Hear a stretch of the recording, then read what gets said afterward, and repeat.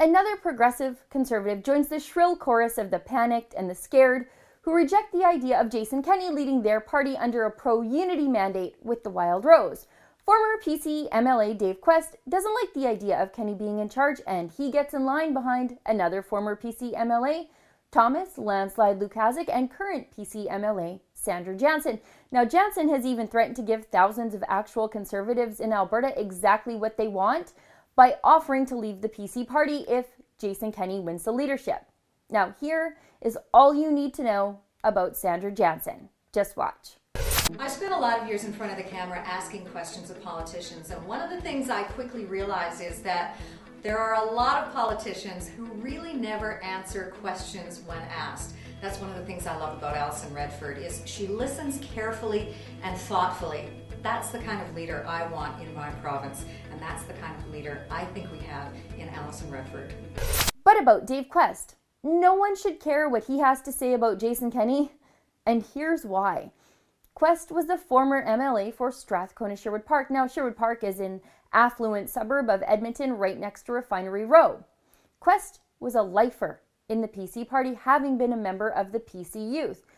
He was even a Stelmach loyalist, so he was on the front lines of the downward post-Ralph Klein spiral into liberalism in the PC party. Dave Quest lost resoundingly in the last election to New Democrat Estefania Cortes-Vargas. She's a 20-something from Colombia, and she never campaigned in her riding.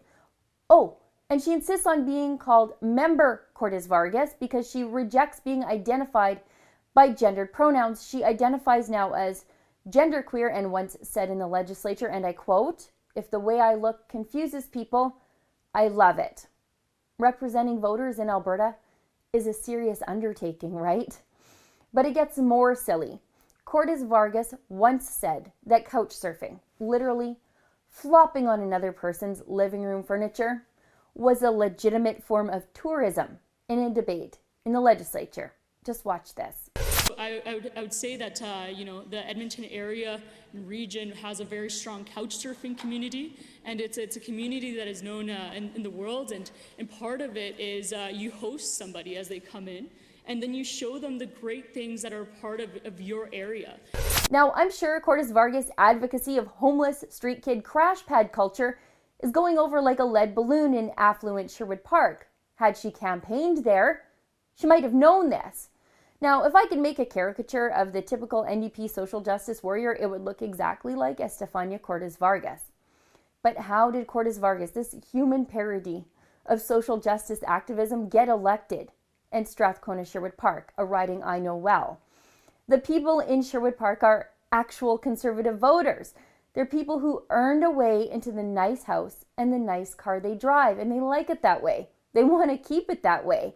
In the last federal election in October, they voted overwhelmingly conservative, with new MP Garnet Jennis, a blue Tories Tory, winning his riding by a landslide 64% of the vote, a whopping 29,000 votes over the closest Liberal competition. So the generally conservative people in Quest riding were so sick of him and the old PC cronyism and scandals that they decided to vote for a genderqueer Colombian immigrant who didn't campaign much, if at all, in the riding, let alone live there. When they voted for her, did they know she would be seriously hung up on the pronouns used in the legislature? I can't even make this stuff up. But that's how desperate the electorate was to get rid of Dave Quest and the PCs. The NDP went from running a candidate who got 6% of the vote in 2008 to winning the riding in 2015. That's an amazing rejection, and someone like Dave Quest would have done well to listen to what the voters were trying to tell him. Now, Dave Quest in the past has even mused about uniting the right. He told the local newspaper as much right after last year's electoral loss. And that's great. Had the Conservatives been united in Strathcona-Sherwood Park, Estefania Cortes-Vargas would have been a bad joke instead of a laughable reality. Quest may want to unite the right, but he wants the right to be less conservative.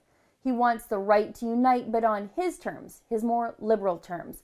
Voters all across the province have already rejected his liberal form of conservatism. What's the definition of insanity? Doing the same thing over and over and expecting different results. Dave Quest has been part of the problem with the conservative movement in Alberta. I don't want to hear from people who made the problems worse and the divide deeper amongst my fellow Conservatives in Alberta. It's time to be different and stop being insane. For the Rebel.media, I'm Sheila Gunn Reid. Thanks for watching. Click here to never miss a Rebel update. Want even more of the Rebel? Well, click here to become a premium member.